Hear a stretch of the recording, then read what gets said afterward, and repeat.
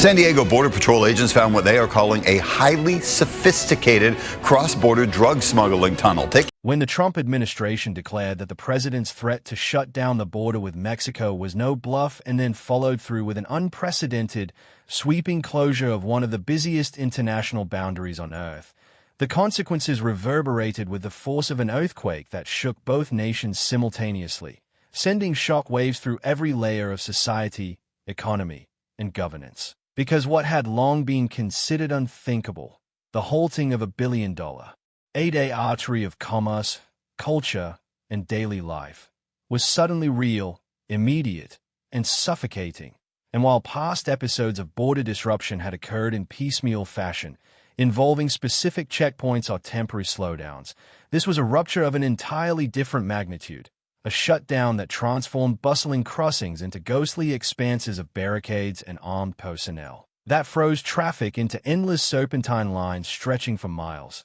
that left trucks loaded with perishable produce rotting under the desert sun and car assembly plants paralyzed for lack of Mexican-made parts, that silenced the humming engines of daily commuters, shoppers, and students who had long blurred the line between two nations through their lived routines, and the sheer scale of the disruption carried a message that could not be mistaken. Something extraordinary had occurred, something so severe and so terrifying in its immediacy that federal authorities believed no half measure, no partial restriction, could suffice. And in the vacuum of official explanations, speculation flourished like wildfire, with some voices claiming it was a massive armed confrontation at the border, others insisting it was a coordinated cartel push designed to overwhelm defenses, still others whispering of a discovered plot so sinister that authorities had no choice but to act with absolute finality. And though the details remained locked behind government silence, what was visible to the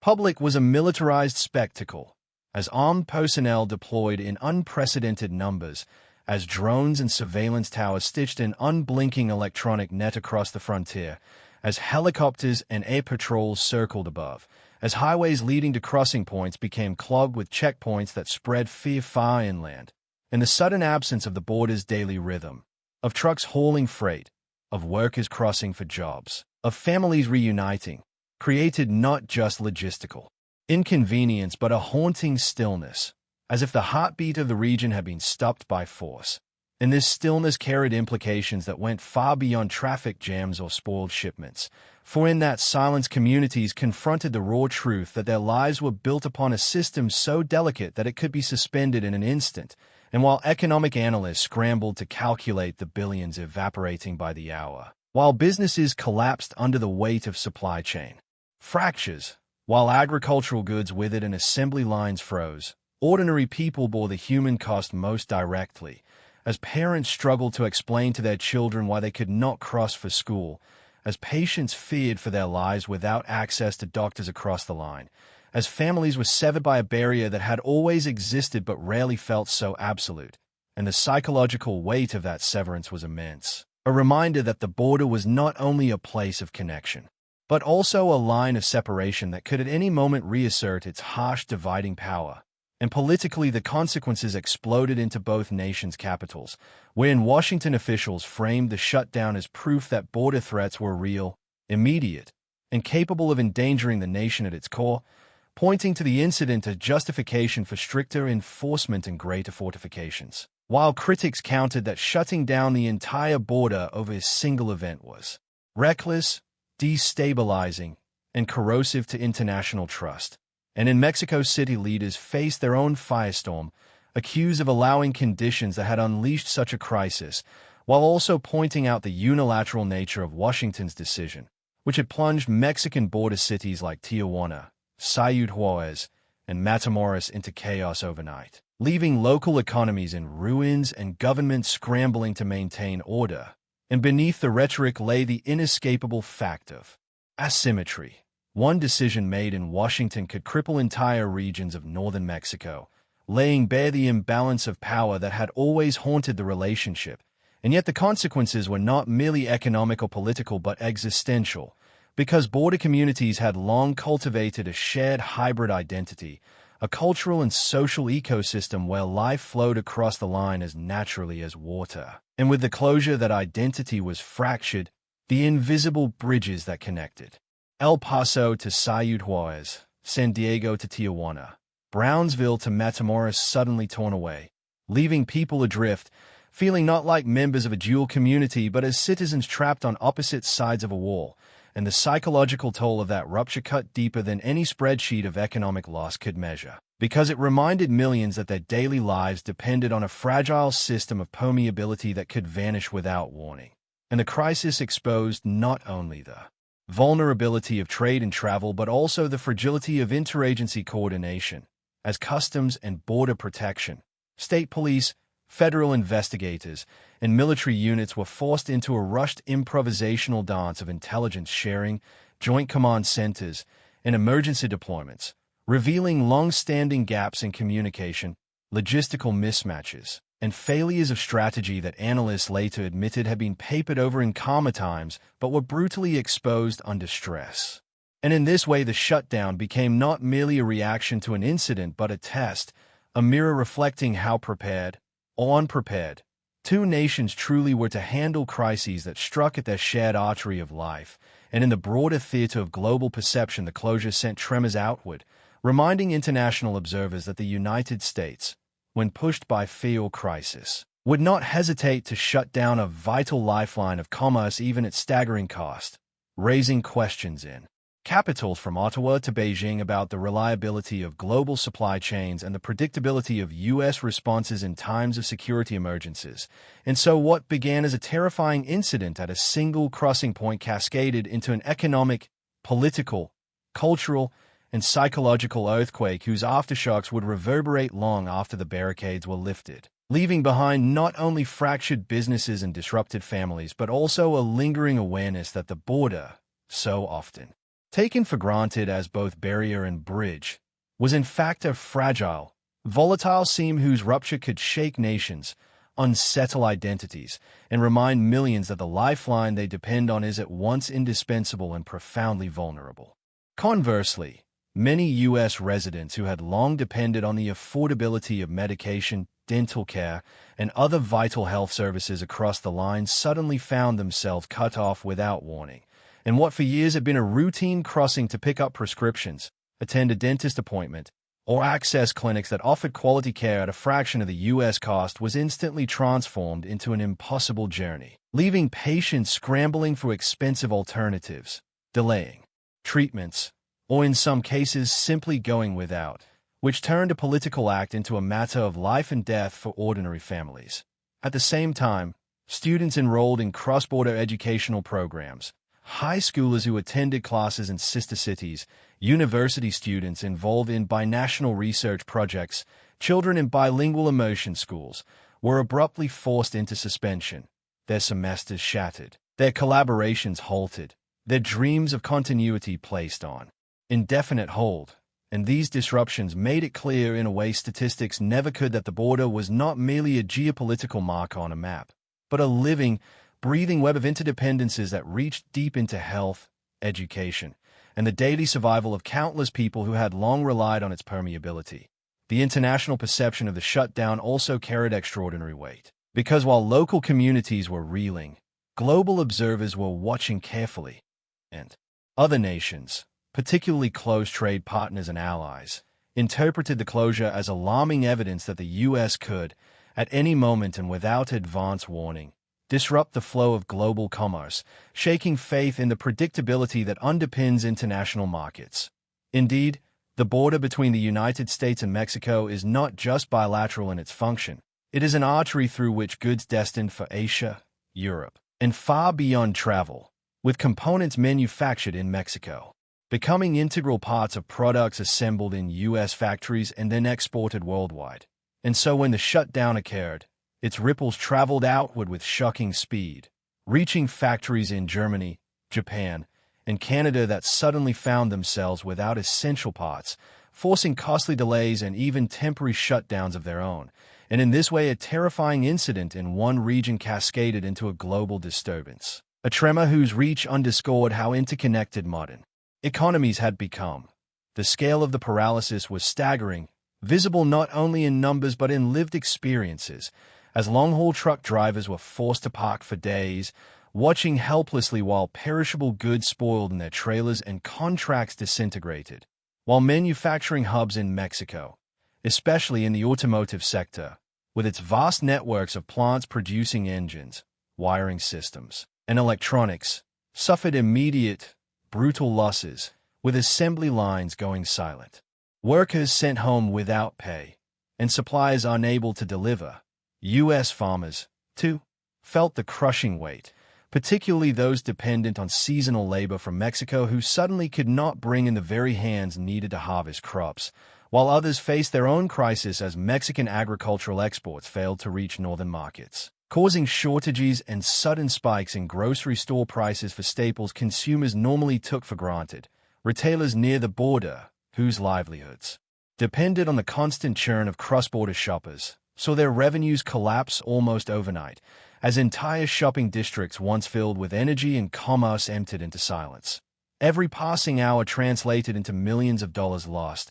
and every day compounded long-term damage that would not be repaired easily. Amid this chaos, the shutdown ignited urgent new conversations about resilience and preparedness, with analysts in both countries suddenly forced to confront the uncomfortable reality that border systems needed fortification not only against violence, trafficking, or illegal crossings, but against the simple yet devastating possibility of disruption itself. The terrifying incident had exposed that without widespread destruction or physical damage, merely halting the flow at ports of entry could paralyze entire economies, and experts floated ideas about diversifying trade routes, investing in domestic supply chains, and creating emergency protocols for border communities. Yet the very fact that such conversations became necessary highlighted just how deeply dependent both nations had grown on the seamless functioning of that line, and how vulnerable they were to its stoppage. For ordinary citizens,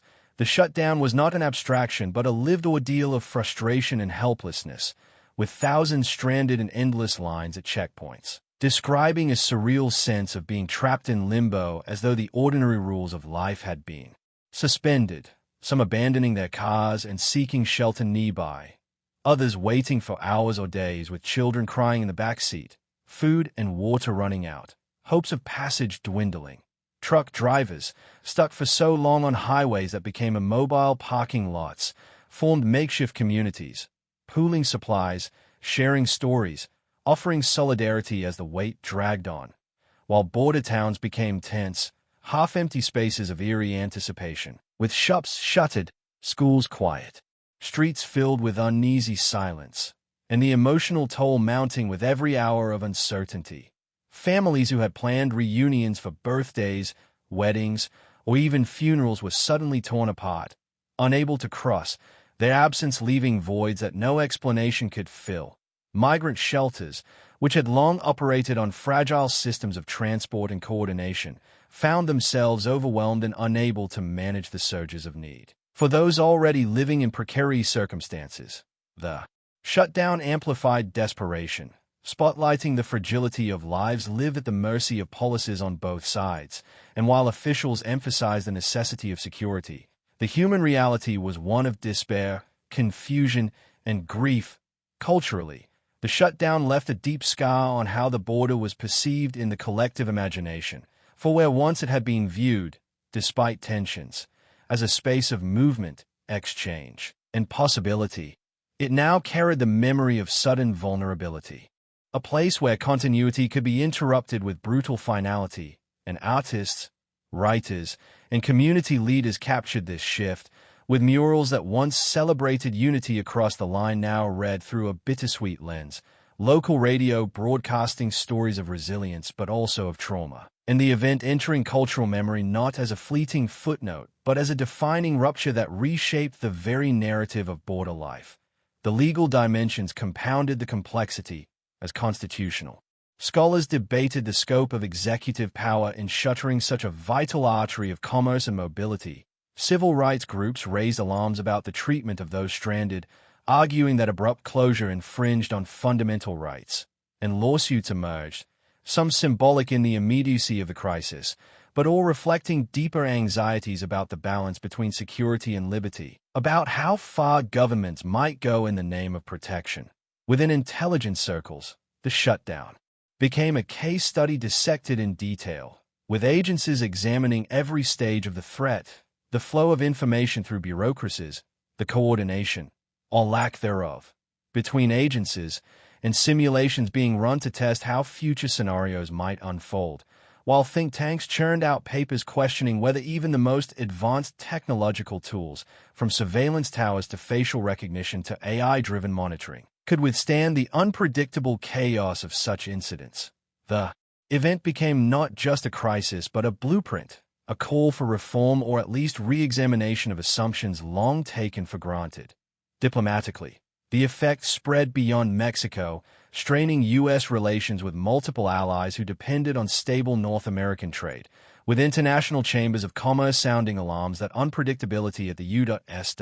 Mexico border could deter investment and destabilize global markets, and in this sense the terrifying incident had internationalized the border, turning what was once framed as a bilateral matter into a global concern. Media coverage added another layer, saturating television screens and front pages with images of abandoned highways, tense patrols, shuttered checkpoints, and interviews with stranded families, while framing varied sharply. Some outlets portraying the security forces as heroes who protected the nation, others focusing on the devastation wrought upon civilians and industries. Yet in either case, the scale of coverage made the shutdown impossible to ignore, transforming it into a national and global spectacle. While social media amplified both truth and rumor at dizzying speed, with hashtags trending worldwide, personal testimonies mixing with misinformation, wild speculation clashing with urgent cries for help, and yet also serving as a lifeline for those stranded, connecting families, organizing mutual aid, and giving journalists raw, unfiltered perspectives from the ground. The educational sector, too, reeled from the disruption, with universities near the borders seeing their international student populations thrown into disarray, research collaborations severed, conferences cancelled, and a new awareness dawning that even the pursuit of knowledge was not immune to the volatility of geopolitics. Agriculture felt its own acute strain, as northbound exports of fresh produce rutted in stalled trucks. U.S. consumers faced shortages, and farmers on both sides saw their livelihoods imperiled by immobility, exposing how fragile the global food chain could be when something as simple as a checkpoint barrier became impossible. Religious communities likewise bore deep losses, as churches and temples that had long united congregants from both nations suddenly found their pews divided by geography, shared rituals cancelled, spiritual bonds tested, and faith leaders forced to minister to fractured flocks. And the psychological legacy lingered long after barricades lifted, embedding a new mindset of contingency in border communities, with families planning for alternative communication in case of future closures, businesses mapping backup supply routes, schools preparing for remote instruction, all acknowledging that the border once assumed permanent and its openness could close at any moment, with consequences too vast to dismiss. And in the long view, the shutdown was not simply a momentary suspension of traffic and trade, but a disruptive shock that peeled back the layers of modern life, exposing just how profoundly entangled the fates of communities, industries, and governments had become, and how fragile those bonds were when tested by crisis, leaving behind not only economic losses and legal debates but also cultural scars, psychological shifts, and a lasting recognition that the line dividing two nations was not just a border, but the hinge upon which entire worlds turned, and whose sudden closing would be remembered as a defining event in the shared history of both peoples.